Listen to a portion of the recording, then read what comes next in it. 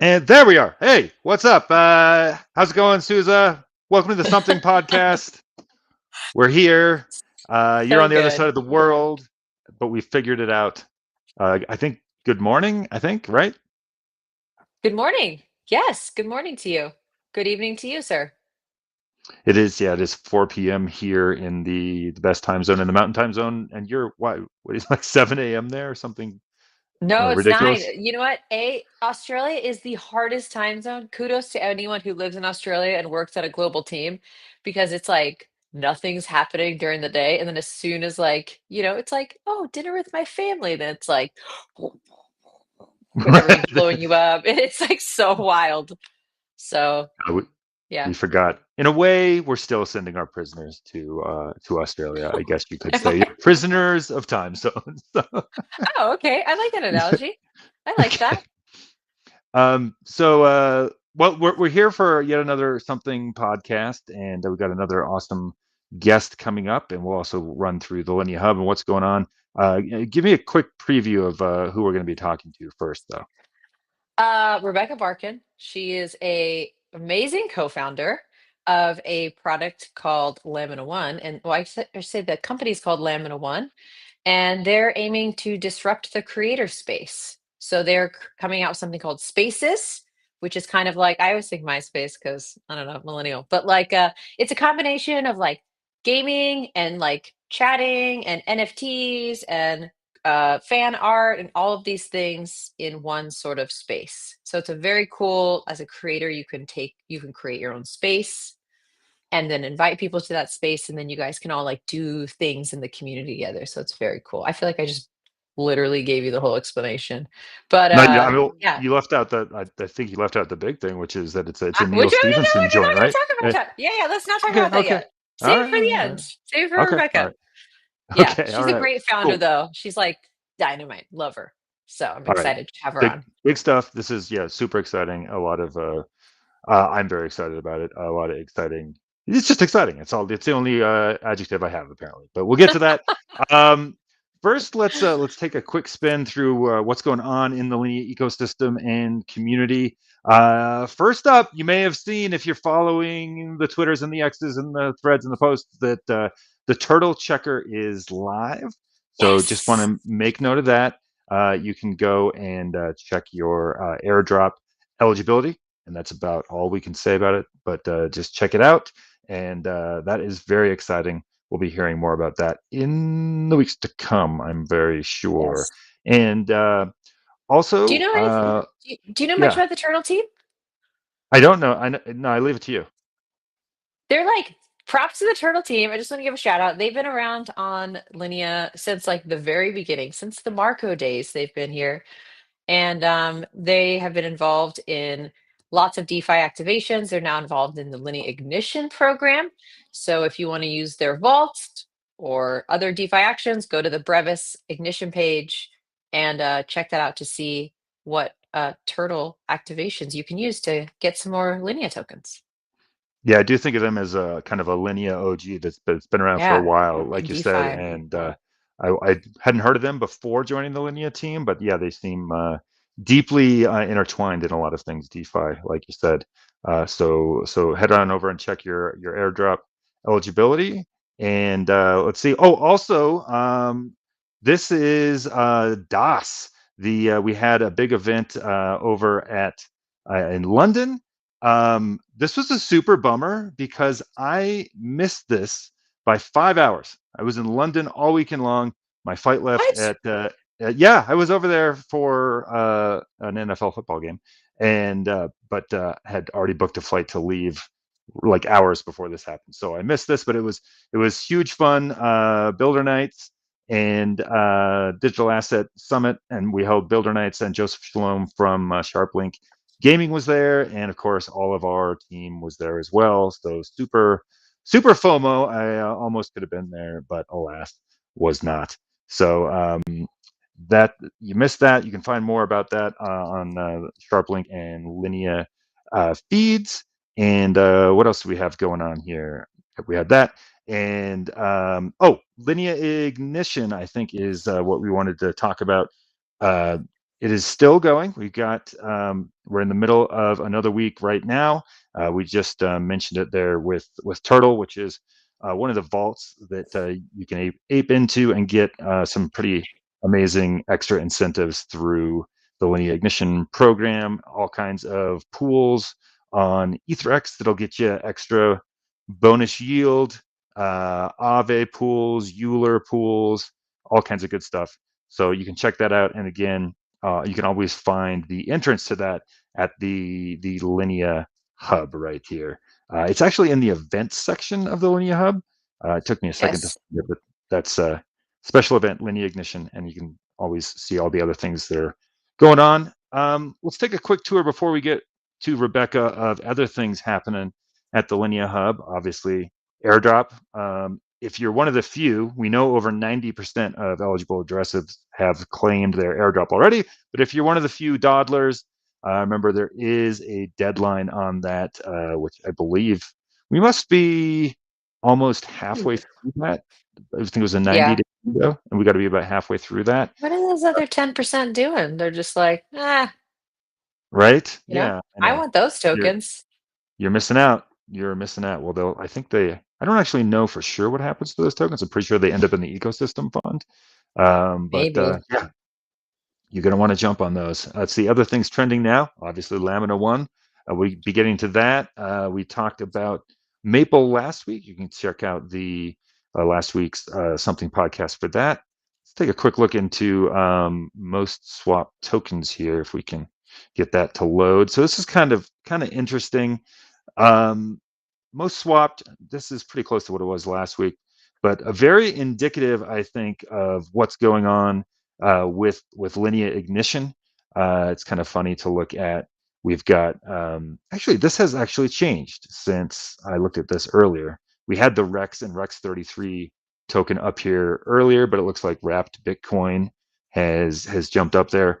Um, I believe all of these tokens are part of pools or vaults that you'll get that are part of the Linea Ignition program. So perhaps not too shocking that we've got that going on here. A couple other things I wanted to take a look at. Myriad prediction markets. Again, you can find a few of the top ones here on the hub. Let's just click through, take a look at a couple of these. ETH to hit 5K. We talked about this last week. Um, Things are looking a little more bearish. Some of these have Yeah. gone downhill. What do you think about that? It's just like hitting that 100K for Bitcoin. Remember, it was always like, it's almost there, and then it'd go back down, and then it's like almost there, and then it would go back down. Do you remember Right. that? It was like such a tease for so long. I feel like that's Ethereum. It's like, we're almost at 5K, and then it goes back down to like 3,800. So it's just like, let's continue riding the roller coaster. And I So I think, don't know if I'm it's sure going to hit it's, 5,000. I'm not feeling optimistic. I mean, I'm still bullish, and here's why. A lot of the bearishness, I think, obviously comes from the big liquidation event that we had last Friday or Saturday, depending on where you are. But look, that liquidation event was bigger than FTX or just about anything, and yet it's a relatively, it's been a relatively minor hit, and this is actually still at 51% people think it is going to hit. I So like that. if we still think we're in a bull market after the biggest liquidation in crypto history, more or less, like that's actually bullish. So anyway, not not investment or prediction market betting Not advice, but investment advice. something to something to consider. I was also taking a look at this one earlier, which is the Russia Ukraine ceasefire, and I was looking at this, and here we can kind of see the trajectory that it's taken. And I was looking at this because right in here in the last couple of days is we had the ceasefire in Gaza happen. And so Oh, yeah. I would think that, you figure, oh, we got one ceasefire, the international community got Huh. one All right, let's ceasefire. go for our next Like, one. yeah, like maybe that Just wrap this up. says, yeah, but it actually went the other direction. So I don't know. That's interesting, and this is this is why these prediction markets are so interesting. And aside from trying to make a little money, it's an interesting way to look at what's actually going on in the world. So I don't know. Public opinion. These Court of public opinion is always interesting. exactly. I mean, there's all kinds of research that says crowdsourcing opinion is actually a pretty good way to figure things out. So be sure to spend some time over there at Myriad and make your opinion known. And I think that's about all we've got for our breakdown of the Linea Hub today. So maybe it's about time that we bring in Yes. Rebecca. Yes. And I have a video that we could play. So I met Rebecca in real life. Always good to meet someone in person that you've had calls with. And she was a moderator for a panel at the event called Hack Season during Token 2049, where she got to interview the one and only sugar daddy of Linea, Joe Lubin, and also Neal Stephenson. And you guys are like, I think I've heard Neal Stephenson voice out. Like, well, you should hear from Neal Stephenson. He is one of like the prolific sci-fi writers of our time. Not only that, Joe Lubin's, I think, favorite book still. It's like recommended reading for consensus employees is Snow Crash, which was the first time anyone had used the word metaverse. So like Neal Stephenson basically coined the word metaverse, and here we are today. Literally. He's like the Nostradamus of like technology. Like he writes stories and then like these things come true. So she got to interview him during a panel at Hack Seasons at Token 2049, and I was there and it was really great to see. So I don't know if we want to play a little video clip before we bring her on. We did just launch a partnership. LAMINA1, for those of you who don't know, in 2022, we founded LAMINA1 to provide an interactive media platform, one that was owned by the storytellers and the fans that actually make the internet a really interesting place to be. Yes, let's bring on Rebecca Barkin. Hey, Rebecca. Welcome. Hey. Thanks for joining us. Yeah, absolutely. Thanks so much for having me. Well, we're obviously very excited about LAMINA1. We're so honored, yes, that you're bringing it over from Avalanche. Sorry, Avalanche. Tell us like a quick. I already gave a quick intro about LAMINA1. Maybe you could give like a better intro of LAMINA1 than I did. Yeah, no, you did a fine job. Oh, I'm not looking for pats on the back. I just want you to give a better example. I think, first of all, I just want to say, like, this feels like kind of long overdue. We're so excited as a team about kind of joining this super stellar, like massive community. And today is obviously a very exciting day because Artefact, which is the original IP we've developed with Neal and Weta, our landing page is up for people who are excited about learning about our IP. But LAMINA1, you kind of covered it as a direct-to-consumer model multimedia platform, and it's built on blockchain infrastructure. We like to say, like, imagine if you married, YouTube and Reddit or whatever fandom site that you love, but it wasn't owned by a tech giant and then kind of bastardized by an ad algorithm.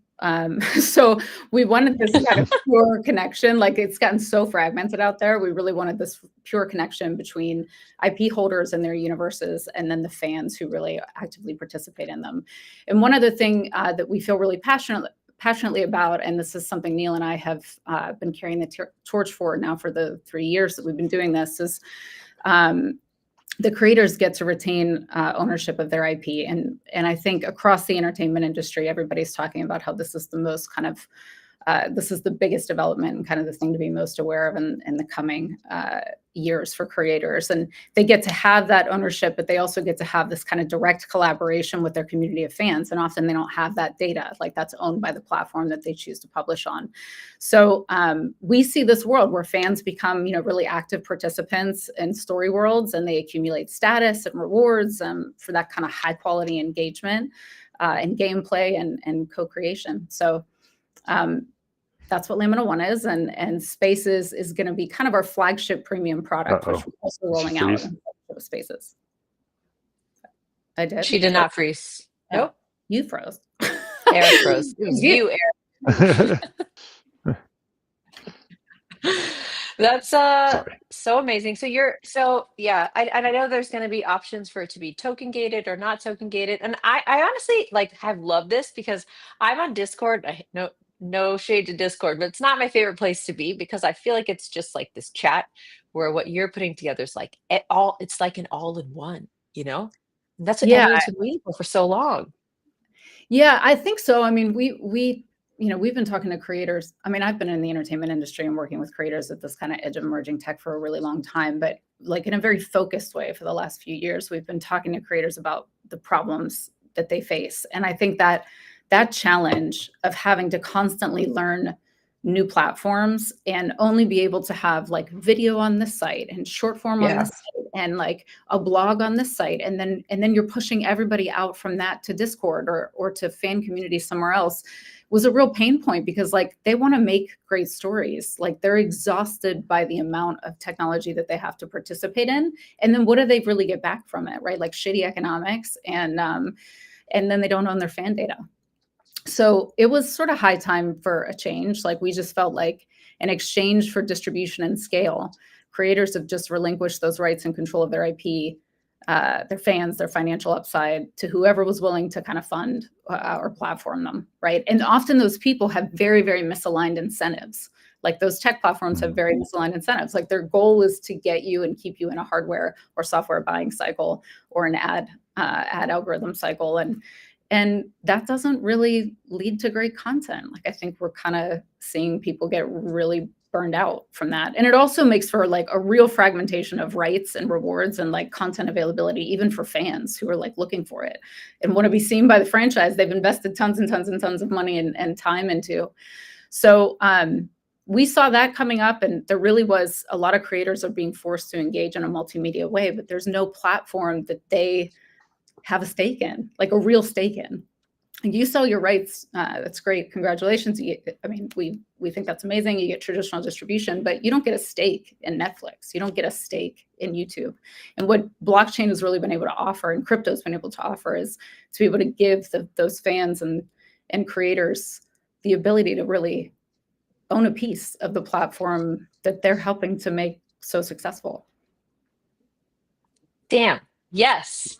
Yes to all of this, right? I also think like two things that I think about this is like you're talking about like the quality of the content. Like I feel like the opportunity for spaces is if you are like a huge Neal Stephenson fan and he's releasing a game and he's releasing like chapters of a book, and then you're writing fan art and like drawing fan images, right? Like you can go like 50 layers deep, where I feel like now it's like someone making a stupid video, scroll, scroll, scroll, and that's like you're fighting for like 2 seconds of attention. So I love the idea of grabbing I mean, onto it. we said this when we announced it, like, and I think that this has been some of the challenge with, like, I think Web3 sees the possibility of this, but we haven't really found the right the right way to do it yet. And sometimes that has to do with premature kind of financialization of an IP, which is really tough. So what we're trying to do is provide this kind of narrative scaffolding, is what I call it, where you have really experienced high quality storytellers like titans of the industry, like Neal and like Weta,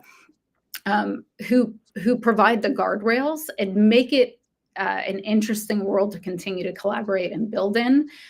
But you have kind of this right combination of individual moments of gameplay and interaction, and then kind of collaborative community forensic type of exploration. And it doesn't, like, a lot of the fears of the creators are that they're going to compromise their brand quality by engaging in Web3. And I think that's really sad. So it is sad.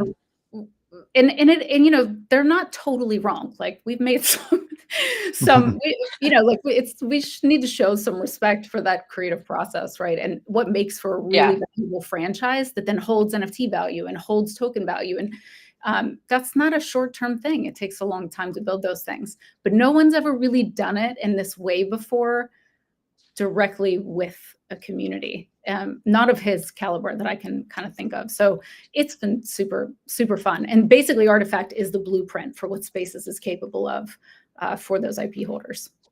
Yeah, this use case is what got me so excited about Web3, specifically the exact kind of thing you're talking about, but for journalism in my case. And the problem with some of those early experiments, I think in Web3 journalism, is also what you're talking about. Like it didn't really have the caliber of people buying into the Web3 of it all in the system to really make it float. So like very, very excited that Neal is on board and Joe is on board. Yeah, I want to hear more about Artefact. Yeah, sure. Are we ready? Do we want to talk about Artefact now? Are we ready to go into it? All right. We can go into it. Unless I cut off something you want to ask. Before we move into Artefact, the last thing I'll say is for blockchain, I've gotten in arguments like on the playground. Actually, I got in an argument on the playground, but not with a child, but with a parent who was like, "What really is crypto for?" And I was trying to explain it to him, like, you're like a white male in Australia. Like, you don't have the same problems as anyone else in the world. But this, like, crypto's not for you. Like, crypto's for people who are like bankless and la la la. And then I think about this and I'm like, no, this is what crypto's for. Like, crypto doesn't have to be, blockchain doesn't have to be about like DeFi everything. And that's why I think this is like such a good use case. Well, I think you have other areas like DeFi is great and it plays a role in this, right? Like for sure. The financing side of the entertainment model is how we get into this situation. And it's also why half of Hollywood is out of work right now. And so people are open to alternative paths to financing. And that was kind of why we moved away from the metaverse side of things, because we needed to move towards where there was a knowledge of a real problem. And, I go to Venice Film Festival every year. I'm on the financing and production board there. And I talk to creators every year, and every year that we go, I've tried to bring up blockchain for the last 4 years. And it's always like met with so much like anxiety. No, Rebecca, you're the guy who like corners people at a party to talk about blockchain. You're like, no, hear me out. They're like, I don't want to hear about Bitcoin, I had to like really find like the right approach. And so it was a lot of like, I meet with these creators, I hear what their struggles are. And a lot of it is around financing. It's this constant trade-off of, I really want to make this thing. And there's only a few people that I know that are willing to fund it in this kind of amount. I don't know how to do all the other shit. I don't know how to do that. But they want so much from me to do that. Like I lose all control of the thing I want to make in order to get it financed. And so I do think that DeFi aspect and the financing part and how you return, how you give fans and this kind of combination of whether it's private and public investment, the ability to participate in the development and the launch of an IP, and then be able to have, kind of reward from that on an ongoing basis is really exciting. Like, I think it's kind of the future of it. So, I think that's when you say this is something crypto really can do, like we really worked it to figure out like, what is the right way to present this to people we really respect, who we really want to try this, who are scared of it based on its stigma. And that was one of the ways in, was it just happened timing wise to work that, not that I would take pleasure in anybody being out of work, but that Hollywood knew they had a problem. Animation had it was a hellscape of a problem. So we knew we could slide in there. Slide in, solve some problems. Yeah. Do you, I like have so many questions of the finance aspect, maybe not on this live stream, but do you have an article or like a blog coming out in the future where people can understand, like if they're a creator, like what is the financing aspect of it? You're talking about like getting rewards and things like that. It's a really good question. And the meeting that I just came from, because I'm not at home, I just came from a meeting and I'm at somebody's office, but this was kind of the main question is like, how do I even begin to wrap my head around whether, an ICO or a combination Reg D, Reg CF financing, or like, how do I think about that? And then how much work am I expected to take on as a creator or an IP holder, and then feeding this like beast all the time, right? So part of our role and is really to like get those great creators on the door who provide a signal to the whole industry and a bit of a blueprint and show them how to do it. And that's a bit of hand holding, and we're okay with that. And so I think that was the vast majority of the questions today were like, but how do I pull in? What's the allocation? How should I think about it? So I think we probably should write something up. You should. Yeah, that'd be helpful. All right, let's get into Artefact. Yeah. Because this is the juicy bits. Everyone is, I mean, the platform is so exciting. I think creators should be really excited. We're going to onboard some creators, by the way, after we're going to, reach out to frogs and foxes and other creators on the Lydia network after they have their space running up, the Neal Stephenson space. Yeah. So creators, look out for that later. But let's get into Artefact. Joe, our producer here, I just sent you the video that you guys released 5 hours ago. I don't know if, Joe, you're able to the trailer. To pull that up. It's so intense. Eric, can you open the link? Dystopian. We were like, we said we weren't going to do this, but it's so good. Stakes are high. Stakes are high. Stakes are high. Here we go. Maybe. Yeah. Right. Full screen it. Give us a full screen. Oh, wait, we got to have the music. So it's like do, Okay. Can we show the music? I don't know.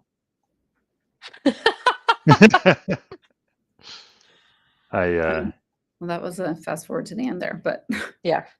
Neal Stephenson. I can just narrate it. If you go to the landing page, you could check it out in full glory. Full glory. Yeah, it's okay. While this is going on, you want me to set the table? Yeah, set the table. Yeah. Give us like a narration.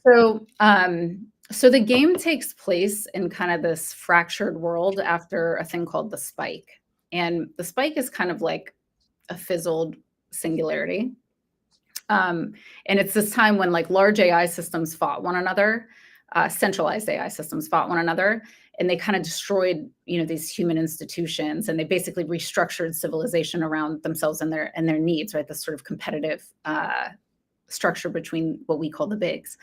And in the aftermath of that, these human societies begin to kind of reorganize into decentralized cultures that we call files. So these artifacts, which is the name of the experience and kind of how you enter the experience, which I believe Linea and Lamina token holders get an advantage there. So that's exciting too. But these artifacts emerge basically as kind of like digital constructs that allow humans to really self-organize and communicate and then act, coordinate with one another despite the collapse of the internet. So these artifacts are like audiovisual kind of front ends to like inference engines, and they're trained and they're maintained by each file group in these kind of specialized facilities. So the setup of the game is kind of, it takes place in this world where centralized AI systems have kind of dominated. They've set up shop in geographic locations that serve them in different ways, whether it's water or copper or some of the things that the core sort of power sources that AI needs to run. And you come into the experience. It starts by you minting an artifact. You're going to get an artifact. It's one of a few, and then that artifact in this sort of, there's the gamification goes from there. You basically need to decrypt it, and then you become part of a tribe. And those tribes orient themselves either in opposition or in coordination with these sort of AIs. And so I think the end is not written. That was one of the things we talked about with Joe on stage. And when we met with Joe at ETH Denver, Neal and I, in January or February, he was like, is the end written? Did the centralized AIs win? And we're like, did they win? Like, absolutely not.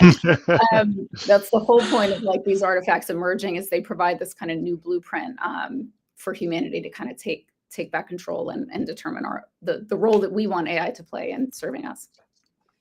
Rika, I just want to know, how did this happen? Like, did you just like meet Neal at a party and you're like, hey, I know you're like really into Web3 and like, that's not the, do this thing? He's like, that sounds cool. How did this even happen? Yeah, so I ran the studios at Magic Leap for 4 years. I don't know, do you guys know Magic Leap? They're like I remember it well, yeah. Yeah, like a notorious augmented reality company that raised $4.5 billion pre-revenue to build like a full operating system, headset, content, all of it from the ground up. And this was in like 2014. We released in 2018. But there were about we were big believers that like you can build a lot of great tech, and there's a lot of tech people that love to build tech for creative industries, but they don't actually have the passion for content or creative. And we always say the true test of whether tech is working or not is whether it can support the creative, you know, and pay it off. So Neal had, he was a chief futurist at Magic Leap, and he was one of the studios under Magic Leap that was making experimental content for the AI headset. And so I was kind of overseeing a lot of those groups and running kind of strategic partnerships and figuring out how to match concepts with developers and get those stories to market. And so Neal and I worked really closely together there. And actually there's a couple other people on the team that I've worked with previously as well, all at this kind of intersection of emerging tech and storytelling. And so Neal and I had the chance to really build a relationship there for a long time. And then Magic Leap ended up running out of money and ended up pivoting towards enterprise. And I stuck around to deliver the redesign of the operating system, but Neal kind of went his separate way. And fast forward about 2 years, I was running content and technical partnerships at MSG Sphere. And Neal gave me a ring and said, hey, I'm thinking about doing this thing. I've met some people from blockchain, and we kind of always knew that there was, when you think about how grand the vision of like the metaverse is, right? And we're engaging with it every day, but it's like an ever developing, ever evolving thing. There was like a missing piece of it around privacy and security and currency and ownership, right? And so as blockchain matured, he was approached by some people and he called me and said, hey, do you want to do this thing with me? And it took me a little while. Yeah, like I read the white paper. I had to like dig really deep and be like, why is this critical for what I want to do? Yeah. And then we did it. And the way that Artefact ended up coming up is that the motivation for this whole team and building this out really was truly to change the way that content is made, right? Because we're all fighting for oxygen, someone to grant us permission to share our creative ideas, especially if they have some sort of scale. So we said, you know, we were really scrappy. We didn't raise a lot of money like some of the others who were kind of in the same space. We had to be really focused, but we knew we had Neal, but we couldn't really tap into Neal and Weta and some of these creative powerhouses that we were really close with until we had a really stable system and sort of a framework for like, how could we build something together? So once that was ready, I said to Neal, I'm like, just give us a nugget, like a seed of a new story world, and we'll run with it. Like we know how to do concept, we'll run with it. And he was working on Polistan at the time. And then once Polistan published, he really dove in, and then it was like it exploded. Like there was just this holy shit, like this is big and it's relevant, timely. And we got Weta involved because, you know, Weta is Lord of the Rings, Avatar, like that. I mean, their history is so big and they know how to create. Crazy. You're working with so many heavy hitters. The company that did Lord of the Rings.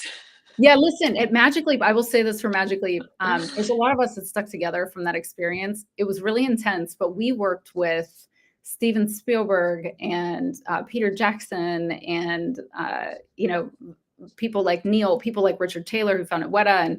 And we really had like, it was an incredible crew of insane engineers, plus like artists, the people who drew the scene where Spider-Man died, you know, like you were just like, how is this all in the same meeting every day? So it broke all the rules about what we thought we could do with content. And I think that was the start of something pretty special for all of us.